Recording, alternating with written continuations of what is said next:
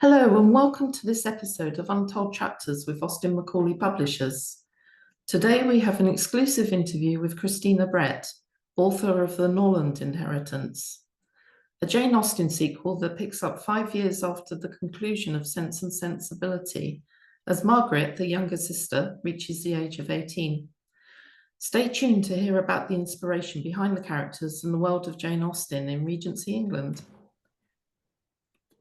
Good morning, Christina. Thank you for attending one of our Untold Chapters episodes. Would you like to explain a bit about yourself and the book? Then we can get underway. Yes, of course. Good morning. Well, firstly, perhaps a bit about my career. I'm a retired Chartered Surveyor, and my specialism was in property valuation and property law.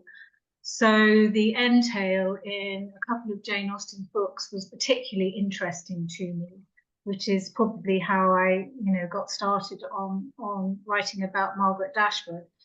But I also have a master's degree in heritage tourism, which involved looking at heritage buildings, older buildings that had perhaps fallen into disuse, and looking at how they might be brought back into beneficial use in today's society. And aside from that, I've had a long interest in history, and also I have an A-level in English literature and language. So those things together sort of really combined to make me want to write in the past. And that's really how it started. Aside from that, I live in the countryside with my husband. And I started writing seriously during COVID, and being an avid reader at first kept me occupied during this difficult time. And my husband is a keen gardener, and he was out in the garden in all weathers, which didn't suit me at all. So one day I was watching him out of the window and thinking, oh, I've run out of reading material. What am I going to do? And something clicked in my brain, and I just picked up my iPad and started writing. I think most of it was drivel at first, but slowly but surely it sort of gathered form, and I haven't looked back, really. Really interesting. So what inspired you to write a sequel specifically to Sense and Sensibility, focusing on Margaret Dashwood? Well, I've been a huge follower of Jane Austen since the age of 12, when my grandmother gifted me Pride and Prejudice. And because of studying literature at school and then later on at A-level, I've read all her books and, well, perhaps more than read, studied her books in a more academic light. And I just felt that when she died young, and I think it left a lot of her followers wanting more. And I was no exception to that. So I think all of her books are capable of sequels, and many have been written, especially those she only just begun, such as Sanditon and the Watsons. I think they've been done by another lady or several other ladies. But Pride and Prejudice has been done, and I think even Sense and Sensibility has been done as a sequel. But I just felt that the entail, leaving the Dashwood sisters and their mother impoverished, was very unjust, and I felt that it needed some addressing. So that's what got me onto that. It was crying out to be redressed, especially as the heir, John Dashwood, is married to an insensitive shrew, Fanny, and the Austen book ends with Eleanor and Marianne Dashwood married and settled. So Margaret Dashwood is the obvious sister to carry on the tale and regain the lost inheritance at Norland. So that's really how it came about. How did you approach developing the character of Margaret Dashwood, given that she's a relatively minor character in Sense and Sensibility? Well, it's true that Margaret is a minor player in the Austen book, being still a child, but there are still glimpses of her character in that book. And she's 13, so I remember myself as a precocious 13-year-old, and my daughter as a precocious 13-year-old. and you miss nothing. So she was obviously taking everything in at the time. And these traits were further developed in the Ang Lee film version of Sense and Sensibility when she came over as Captain Margaret. I don't know if you've seen that film. Yes, yes, I have. Yes. Yeah, so she was very developed in that film, although I've slightly brought her back from that. And then when she gets to the age of 18, it wasn't difficult to envisage what she might have been like, because she'd witnessed firsthand her sister's struggle with romance, and probably learned a lot through that vicarious experience. I mean, her prudent sister Eleanor suffered in silence and tried to conquer her disappointment with a sensible approach to disappointed love. And her sister Marion, however, indulged her feelings and, went totally off the rails and almost died because of her extreme sensibility. So I think Margaret learned at an early age to be sensible. And I've tried to bring this across in the Norland Inheritance. She's still grown into a lively young lady, and very reluctant to conform with society's expectations. She doesn't want to enter the marriage mart and settle down to the conventional kind of life open to females in the early 19th century. On the contrary, it's an anathema to her, but she's wise enough to know that she doesn't have much choice unless she wants to become an old maid or a governess, and neither of those routes appeal to her. So she's kind of philosophical. She goes off to London to do her best, and that is how really the book opens. What kind of research did you undertake to immerse yourself in Regency England and Jane Austen's world? Well, as mentioned already, I didn't have to do much research because I was already immersed in it from the age of 12, and I did in those days. I did O-levels at school, and there was always a Jane Austen every year on the curriculum.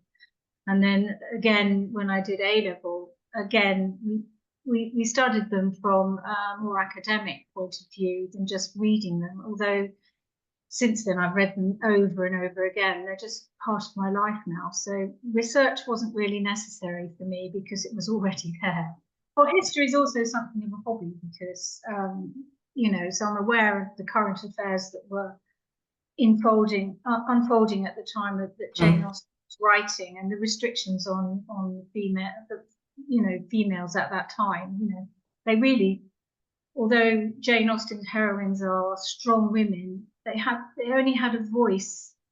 They didn't have a strong voice. They had to do it diplomatically, so to speak. So it's an interesting time to write about. Certainly, you have to get the balance right. Yeah, and talking of balance, did you find it difficult to staying true to Austen's writing style, but yet allowing your own unique voice coming through in the story? Well, as mentioned, I've read all her books many times. At first, I tried to continue with her particular style of writing, but I'm afraid it just didn't work.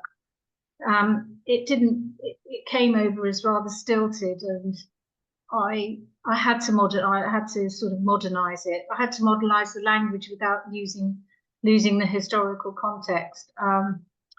For example, Margaret had to remain a young woman living in the early 19th century with all the restrictions that brought about, but she had to speak in a voice that modern day readers would understand and empathize with. So that was the struggle I had to start off with. I suppose my study of English language and literature also helped me with this process, because when I was studying Shakespeare and Chaucer, it was very much more difficult to interpret than Jane Austen's era, and very often I would resort to modern translations. But with Jane Austen, you can really, especially if you studied her, you understand her meaning. So it's not that difficult to put the language into a more modern day context.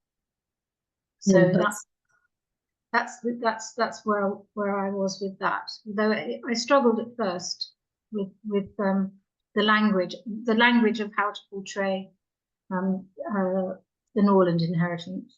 if we look at Norland itself, that's an important backdrop to the story.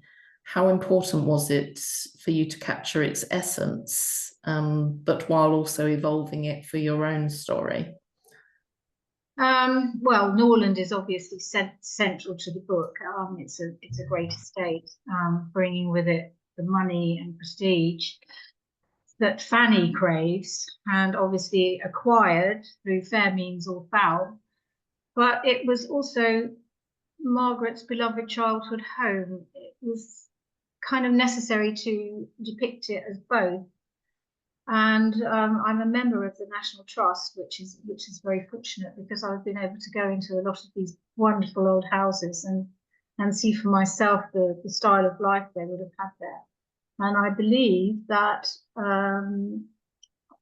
Norland is based upon Saltram House near Plymouth, which I haven't had the delight to visit, hopefully this year. And the Palmer residence in Somerset, Cleveland, is Montacute House, which I've been to many times. It's quite near me, so I can get that sense of entitlement that these great estates would have given. I think that in the Norland Inheritance, I wanted to give Norland another purpose. I think that I wanted to bring that up to date a little bit, in that I made it, the base at the end of the book, the base for a herbal apothecary in partnership with the Dashwood London Medical Practice in Harley Street. So I kind of tried to update it a little bit to give it a use, which I suppose was part of my heritage tourism degree, in giving something a modern purpose.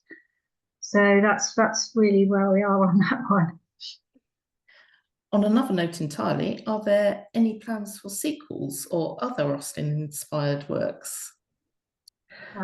So I've got 6 books planned in all, spanning 200 years from 1800 to 2000, and the first of those is the Norland Inheritance. But I plan to look at the descendants of Margaret Dashwood through the ages and her family connections, and highlight the strong females through the ages. Over those 200 years, there have been many changes to women's status in society, and each of my heroines is hopefully going to illustrate those changes that have come about. And in fact, I've already written another 2 books in draft, the second beginning in 1826, which deals with particularly Anne Dunning, who is Fanny's child by her illicit lover, who she eventually marries, of course, and the 3 other debutantes that are out with her at that time. And then the third book starts in 1867, and that is again a descendant of Anne Dunning. So yes, very definitely I do plan to carry on. Can you share any insights into your writing process? Do you have specific routines or rituals, or is it more ad hoc? Well, I think that I've spoken to many people since I've written this. I've spoken to many people who want to write a book and say, "How do you get started?" And for some reason, they don't get started or don't get around to it. And I can really understand that because of the pressure of modern life. But every cloud has a silver lining, and I guess COVID was mine, because I was so utterly bored that I had to do something. I mean, I remember looking out to the window at my husband in the garden thinking, I've read everything I've got to read, now what? And one day I just turned around and picked up my Mini and just started writing. I suppose at first it was a load of rubbish, but slowly but surely it became more and more coherent until I was confident in what I was doing. I mean, writing's like anything else. You just have to get started. Well, thank you, Christina, for taking the time to appear in this episode of Untold Chapters. It's been great talking to you and having you share your story with us. You're very welcome. Thank you for listening to the latest episode of Untold Chapters. If you're watching on YouTube, don't forget to like, comment, and subscribe. If you're listening on Spotify, please follow and give this episode your review. There will be a link in the description for our author Christina Brett and her book, The Norland Inheritance.